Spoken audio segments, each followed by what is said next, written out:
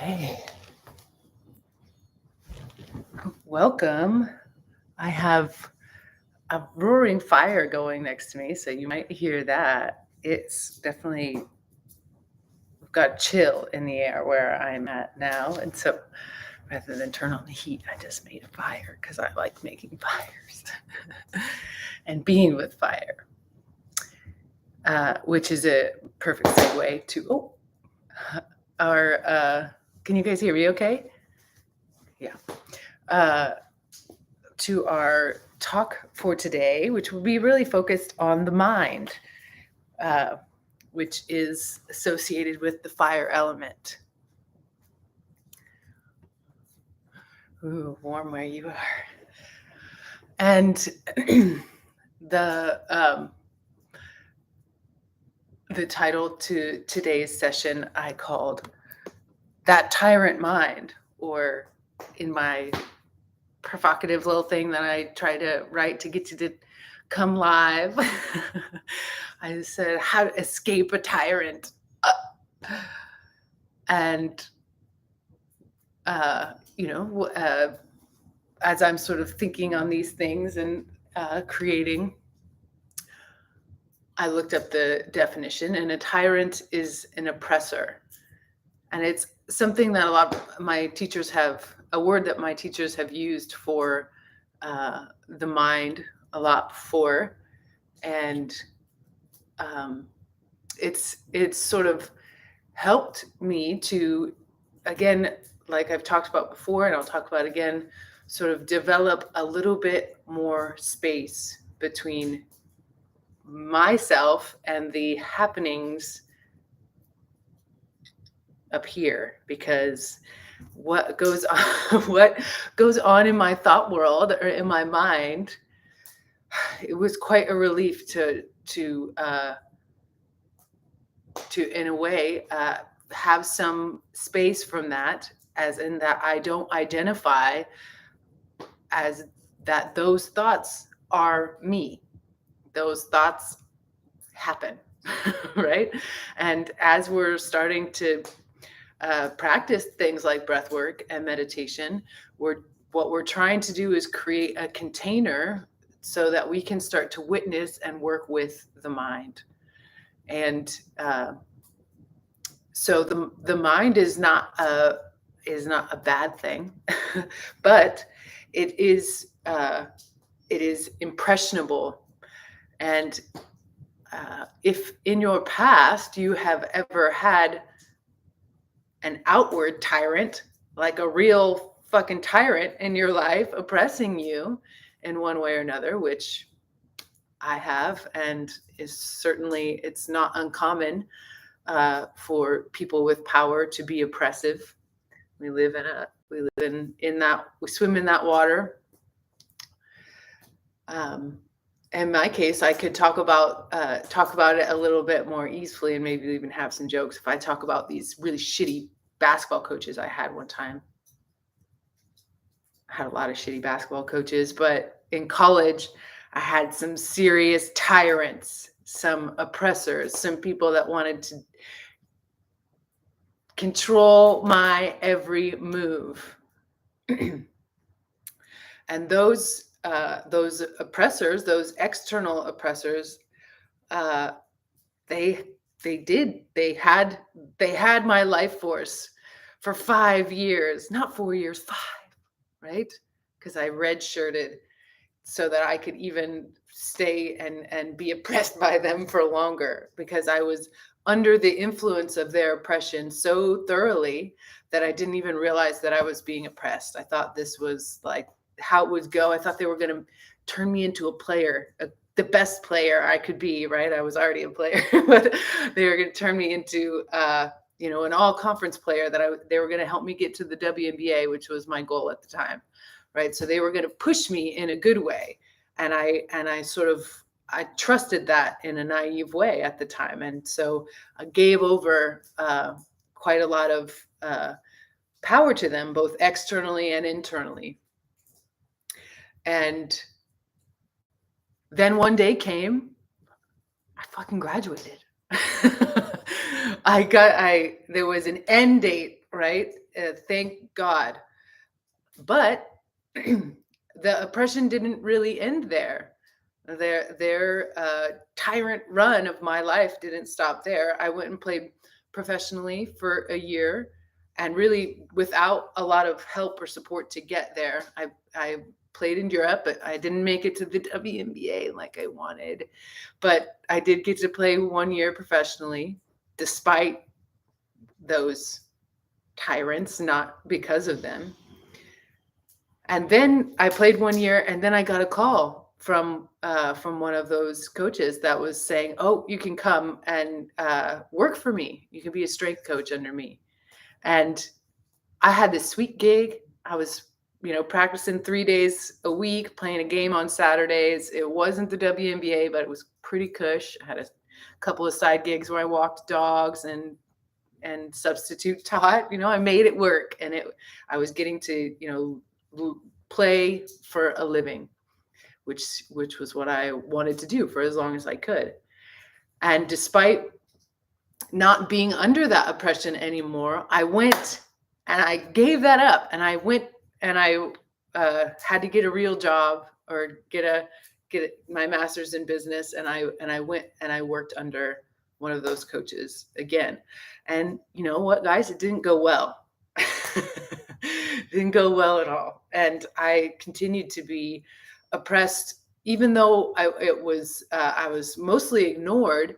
I was still under the oppression of my mind, because the imprint of that started for me so young. Really, in college recruiting, they start sending you in my era faxes. They started sending us faxes when we were like 14 to come to their college, so we'd be at a tournament and we'd be at the hotel and we'd get like a fax from the coach who was like, "Great job today." So all of this started getting fed at a really young age, that, that this was a place in an area in my life where I could get positive attention. So I kept moving in that direction. And so again, went under the oppressor, and then, finally had like a fully just like F you lady moment, where one of them came down to my office and was really trying to impose her will upon me and kind of tell me off. And I really just cut off the relationship and ended it there. But it doesn't end there. The oppression didn't end there, because I had so much internalized their voices and their opinions and their critiques of me, that I carried those tyrants around with me for a lot more years. And if I'm not careful, I can still hear them, and they'll still come up. And whenever I buck up, whenever I make a mistake, boom, I can hear that real go of the internalized voices of my oppressors. And so I'm no longer around those tyrants, but they exist in the imprint inside of my own tyrant mind.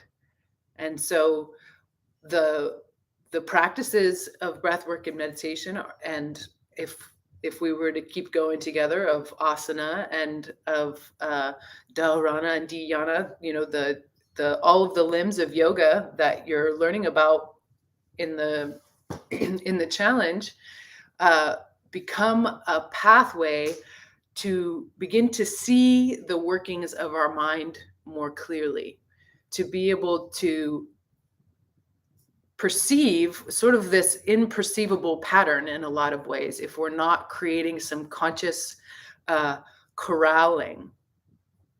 There's a word, nirodha, and I mentioned it in our earlier call this week, but yoga chittavritti nirodha. So some translations say cessation of the whirlings of the mind, but another way you could think of it as, and being a sort of a Midwestern gal, this is a word that I like, corralling. So we're corralling the mind. We're creating parameters for ourselves, so that all of it's in one place. There's a system in a way to our life. There's a regularity and a rhythm, so that we can begin to corral the mind and see what's really happening, so that we can correct our misperceptions of ourselves, so that we can stop living with the internalized guilt and shame and fear and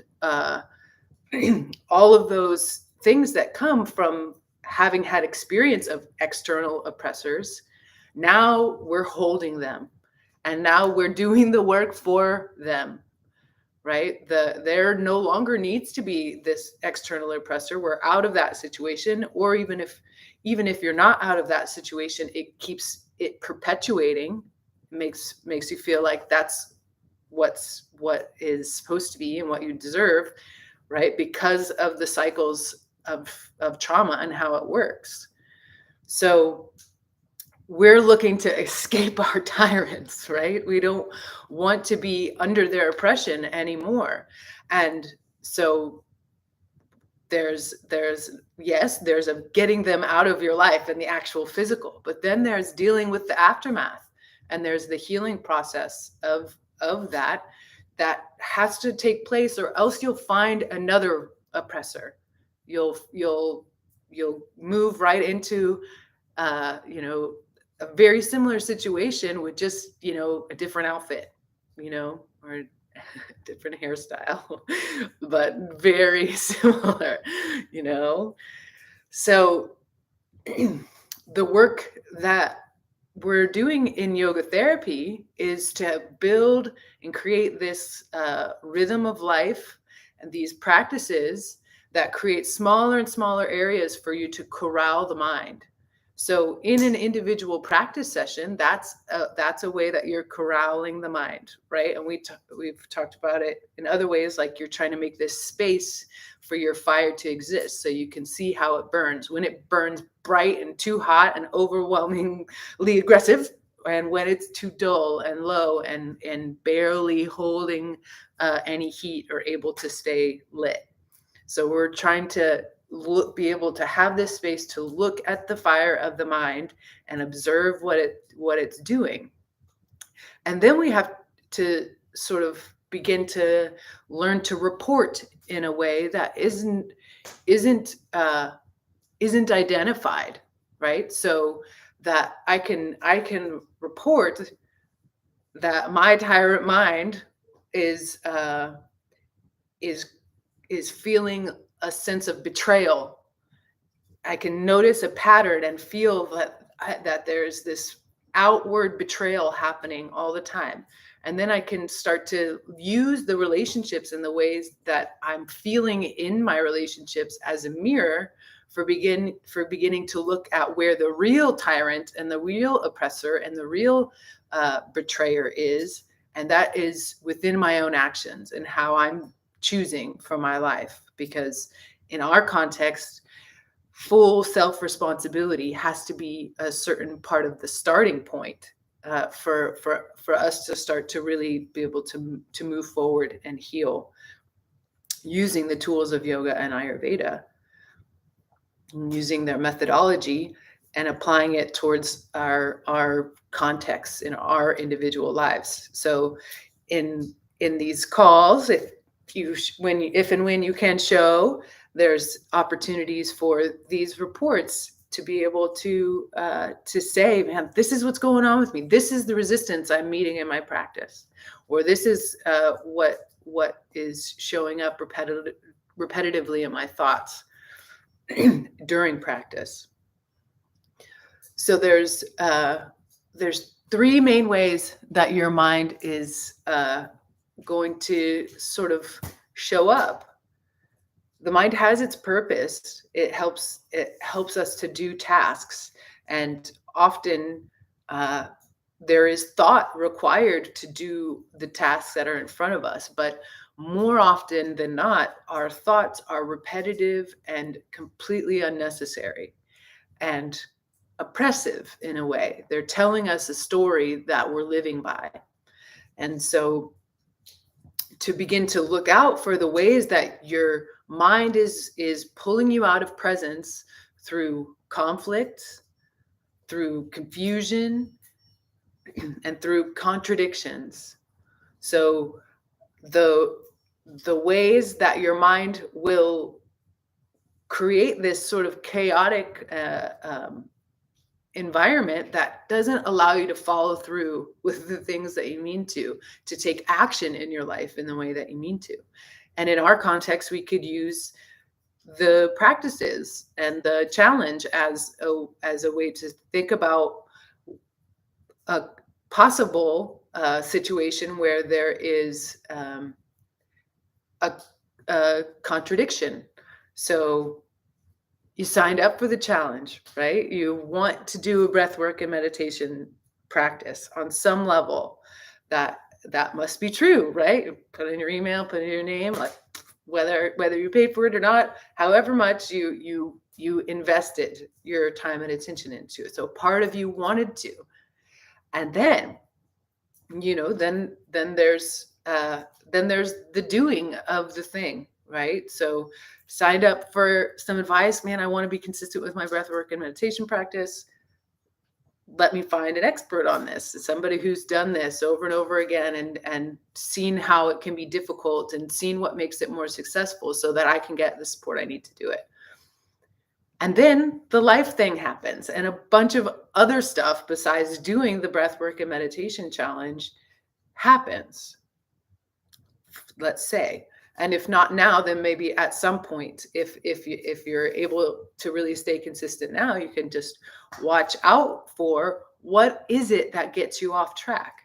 Is it this conflict, inner conflict of time and time resources? Oh, like I want to be doing my meditation first thing in the morning, but the coffee calls me. I want the coffee more, so I'm in this conflict during my practice the whole time of staying and doing the rest of the practice or getting up for that warm cup of joe. That conflict happening all the time. So you're neither fully present with practice, or maybe once you go get your cup of joe, you're just berating yourself for leaving your practice and having the cup of coffee instead. So in neither situation is your mind allowing you to be present. It's always creating some sort of conflict. If we use the example of confusion, let's say, for example, you sign up and then, kind of half read a few of the emails that orient you with how to use the course, but then not really. And then you never quite figure out how to get into it, right? You never actually find the private podcast section that allows you to then have it on your phone in your podcast app and download all of the practices to your app or to your phone if you want, so that you can really do them every day. So you don't utilize all the resources available. You just stay confused and you don't reach out for help, even though every email I'm like, yo, it's me on the other side here. Just reply if you're confused. If it doesn't make sense, yeah, it actually helps me. If you let me know, I can make it make more sense. I can get it. I can make this smooth so that you just have the practices on your phone. And at 2:30 or whatever time you decide, you set an alarm and you just do the thing. Just do the thing, right? Just even if your mind's wandering, just have the audio playing and do the thing. But for some reason, the thing doesn't happen, right? And so you can look for these conflicts, this confusion, and these contradictions as a way to start to see the workings of your mind and how you may tend to continue to enact self-defeating behaviors as though there is an oppressive tyrant on you, keeping you from doing what you want, yet maybe there's not. Right? There's not, but it feels like there is. And because in your mental world and in the stories that are running your mind, there is. So what we really have to do to escape the tyrant mind is to bring your attention below the neck and into your body. We have to orient our sense of self from here. Look where I'm pointing, here in our body. It doesn't have to be necessarily right this specific spot, but from where instinctual and intuitive information arises, which is in our body. And if we've been uh, under the rulership of an oppressive tyrant, right? That we're going to be really well trained in justifying and in reason giving and in a whole bunch of lines of thinking that are patterned and habituated. And what we're trying to do is come out of that and to do and employ practices that start to shake those patterns up and break and get you out of the same uh, lines of thinking, and just allow for oxygen to come into the brain in a very nourishing way. And then also just your attention. You maybe have experienced by now, if you've been able to do some of the practices, just how sometimes it can be the most soothing thing to just start to put your attention on your body. It's like sometimes that the anxiety, at least the anxiety I experience, gets reduced because the whole time that anxiety was my body saying, yo, drink some fucking water, something so foundational, something so simple. But because I would never feel into what my body's saying, I stay in my mind saying, gosh, wonder when my next doctor's appointment is, and oh man, I should really tell my therapist about that, and and those are even somewhat helpful thoughts, which sometimes happen, but more often than not, it's more like a whipping going on of, even when I'm living out my most ideal rhythm day, there's still can be an undertone of, this is not enough, you're not doing enough, this is not exactly the right way that you should be doing it, right? Which consciously we can know that's not a thing, that doesn't exist. We have a certain amount of autonomy or freedom if we claim it. And so these practices are a way that we can reclaim that attention and give it back to ourselves in a way that starts to retrain the mind to be willing to experience the simple joys of life and the freedom that you already have and the beauty that's all around you, and to express your creative talents with more ease. All of those things happen when we get out of our tyrant mind and back into our body. Awesome. So I thought we'd do a 5-minute practice together that can be something that you do regularly and doesn't really need any guidance. And we've done a little bit of something like it, but I find it to be a way to really shake up the kind of mental patterning that I may be in, and move me out of obsessive thinking or head orientation and back into body orientation. And we do in the challenge something similar to it, but it's a bellowing action with the breath. And so it's as much air in and as much air out as you can in one breath, but we won't ever let it speed up. We'll keep it really full. And so it's as though you're trying to really feel how the diaphragm is moving and trying to expand it outward. And that's really the only thing going on. So you can bring your hands here if that helps.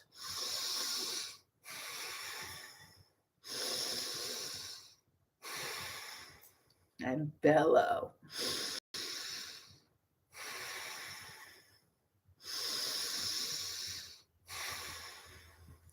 Keep going. I'll explain a little bit more why I'm choosing this practice. If you find that you're getting lightheaded, just stop for a few breaths and then go back to it. But it's the lightheadedness is a feeling of a flood of oxygen to the brain. So if you can change your orientation to it and sort of think of it as not bad, interesting, and stay in the sensation of it, it will pass soon, and then you can keep going. Don't breathe so much that you pass out, but do sort of explore your edges.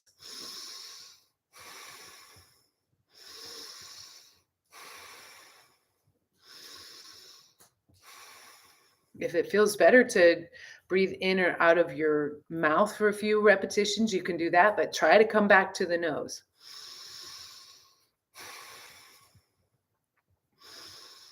And so this is a good practice to do if you're experiencing overwhelming emotion acutely. Just fucking breathe, right? Just breathe. Pull air in and push air out and let your mind be on only that.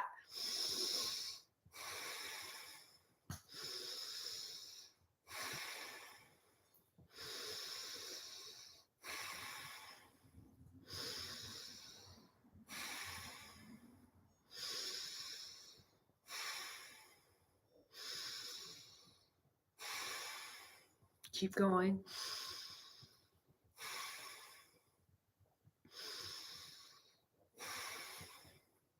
Good. Next, inhale all the way in and fill all the way up and hold it. And as you hold that intensity of fullness, see if you can feel as though you're sort of scooping up all of it, all of the stories, all of the sensation. And as you exhale, release it and allow whatever thought story you have going on, whatever emotions and present with you, to just sort of settle into the sensations of the body. And let your breath take a natural breath pattern and rhythm. Let there be a easeful shape.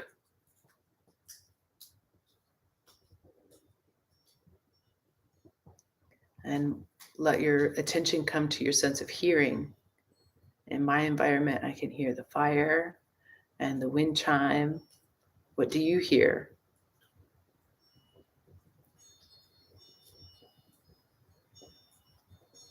And if inside of your mind you notice thoughts, what is the content? Is it a conflict? Is it a contradiction? Is it confusion?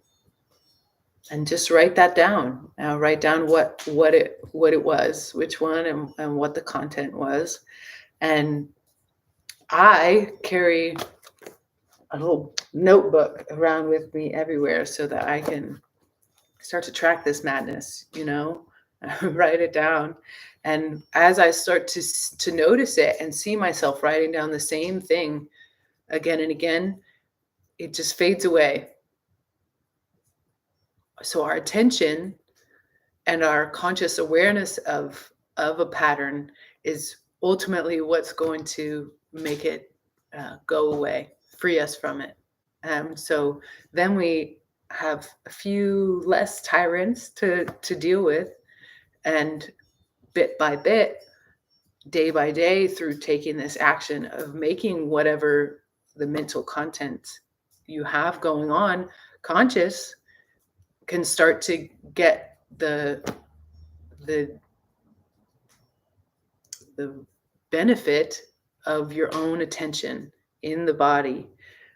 And that really leads to something that, in my experience, is a life that's more real than the one that's being lived inside of my mind alone, where only me, myself, is privy to all of the relationships I'm in with all these people, right? They're all happening in my mind rather than through the actions of my body and getting to experience them through the sensations of my body.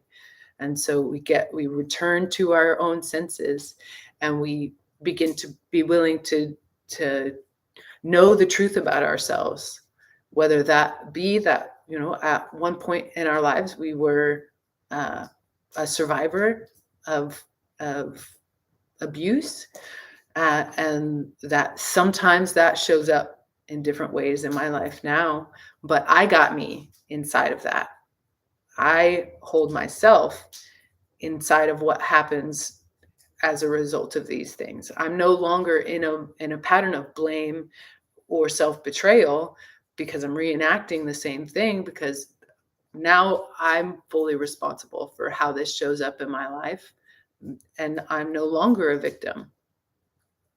So the ownership of the things that happen, and simultaneously the ownership of the story, helps the mental patterning to release the story. It's not like your body's got to be reminding you at all times that you could get hurt in that same way again, because you're like, I know that sucked. Oh man, I'm never going to do that to us again. I'm going to notice the signals that you send me, and I'm going to respond. I'm going to listen. And in my case, if I start to notice that I'm falling towards depression, and I no longer deny or fight that, I listen to that.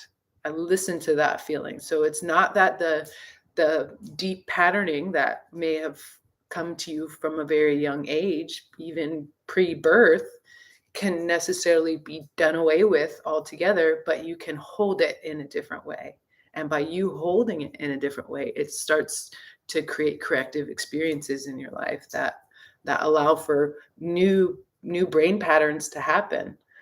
In our work together physically, we're starting to move in new different ways, and we're starting to move into your body, into the areas that may hold the trauma of past experiences, in a way that starts to let all of that start to be integrated and incorporated.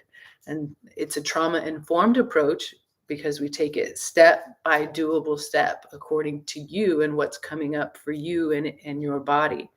The goal is always the same, for me to be like, hey, pay attention, do these practices, do it just like I say, because what I'm going to be doing is pointing to your body, pointing to your heart, and I'm going to hopefully keep it novel enough that you stay interested, but consistent enough that it really starts to show you the repetitive nature of your patterning, so that, and gives you clear guidance of how to do it in a different way in your physical body, so that your mind can experience the stability of it being done in a different way.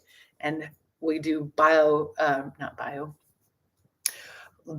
stimulation in all sorts of different creative ways, and we revisit the developmental stage where instability is happening in your body, so that the movement of your body starts to inform new patterns of your mind. That's how it works. Often we think we can fix our mind with just, positive affirmations. Well, I do think that has benefit, but to me, the positive affirmation is my breath, and returning to my breath, and my breath becoming the touch of positivity, rather than some bullshit that I don't actually believe being repeated by my tyrant mind for 2 or 3 repetitions, and then going right back to the other thing. Staying with the breath, and the breath being the safe place, is what's really worked for me. And then cultivating a relationship with the body step by step. Okay, any questions? Thoughts? Insights? Hello. I do, the tyrant subject brought up, I need to dig deeper with it, but I think I can see some patterns with the way you're talking about it. I think there's a lot of negative associations for me around consistency. And oddly enough, the hard part isn't being consistent. It's once I stop being consistent that I get overwhelmed with perfectionism, or that I stopped. Mm-hmm. It's easy for me to keep going if I keep it up and I feel like I'm doing it well. Mm-hmm. But I'm sure, because so far in this practice, I've been able to do the breath work every day, but I think the hard part will be if for some reason I have to skip it, to not feel like I, messed up or wasn't perfect about it. Yeah. Well, so we'll see when that happens. Yeah. And it happens, if it happens, it will happen, right? Right? It will happen. And you know that about yourself, right? If I can get going, then I can keep going, right? That's all good information. And so the trick is then to just let there be this gentleness, to the return. If you make returning, if coming into presence full of perfectionism and self-beratement, that doesn't sound fun, right? But if there's just this gentle receptivity, that you're just there with open arms, ready to hold it again whenever you're ready to come back. And in my case, with a disassociative tendency, I'll be on it, and then it won't be 5 days until I realize it's been 5 days. I haven't done it because it was very important to me and it was going well. Okay, great. Okay. I accept that this is how it is for me, and I return with a gentle forgiveness, and I make it even more, juicy if I can, really do it up in my environment and make sure it's really warm in the practice room, and that there's maybe a few new candles and a new incense, and I make it as inviting for myself as I can to invite myself back into practice and into presence. That'll help. I love making the setting right, and it'll help to maybe counteract some of the overwhelm. That gentleness, keeping that in mind for when it does happen, I think will really help in the long run. Just to know this ahead of time, Yeah, good. Yeah, I gotta tell you now before it happens, right? I always do feel this sense of urgency with everyone that I'm working with. I'm like, I have so much to tell you. I'll have your attention already. Listen. Okay. Yeah. But it's it really is that gentleness that will keep you coming back for real, and not just reenacting the experience with the oppressor, using your breathwork and meditation practice as the thing that you are hard on yourself about. Thank you. Yeah. Okay, beautiful. Well, this is week 3, so we have one more week of this challenge, and then I do believe I'm going to be doing it again next month. There will be a little Thanksgiving break, and I'm thinking what I'll do is the price of the challenge will go up a little bit to $47, and then everyone will get a link to share it with as many people as they want to, as many free ones to share as you'd like. So those of you that are here already, you'll get that, and anyone you want to share it with, spread the love, give thanks in November. So that's how we'll go, and we'll still keep meeting on Wednesdays if you're up for it. All right. I was going to mention from last week's video call, you were talking a lot of times in the moment, it doesn't hit, and then I'll be taking notes. And so you were giving examples of different ways that basically when you are with it, you're saying, are with your own feelings, some of the ways things that come out is you're more emotional, more expressive, more you. There's more of an impulse happening that comes forward to meet, that helps you come forward to meet life and be with it in it. And I just was able to kind of, because you gave those examples of different ways you're more yourself, I was able to kind of see how I tend to sit back and take the back seat when I'm with certain people. And I feel like, why is it that I can't talk, or why is it that I can't interact or potentially shake the boat or whatever, rock the boat. Anyways, I'm just very interested in all of these examples and being more intentional about them when I'm with certain people, to try to like come out of my shell a little bit more when I'm with them. Yeah, those are good things to notice. And something that's helped me in even if I'm not ready to in a situation voice what I'm really thinking, or what I would have done is to, because I experienced sort of, and you kind of mentioned it a little bit, I need a little bit of processing time uh, before I'm really ready to be like, this is what I have to say, you know, Yeah. if it may be something that causes conflict. Uh, so writing it down and really acknowledging it to yourself fully, and or then making some doing some creative act with it, you know, in some sort of way that could be as simple, we have a singer here, as producing a little bit of noise or humming to yourself, or just moving into the feeling that you're having, and giving it your own attention. But the production of noise, you know, I do sort of like an internal oming or a humming inside softly.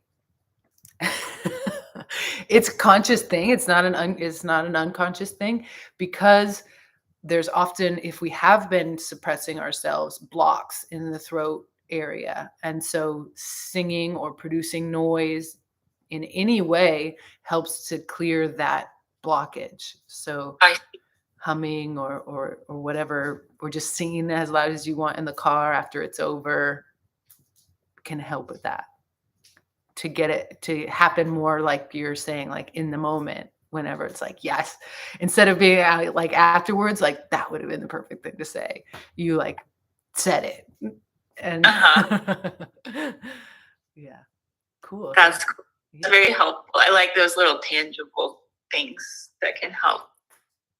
Hey, thanks for sharing your experience. Yeah. You.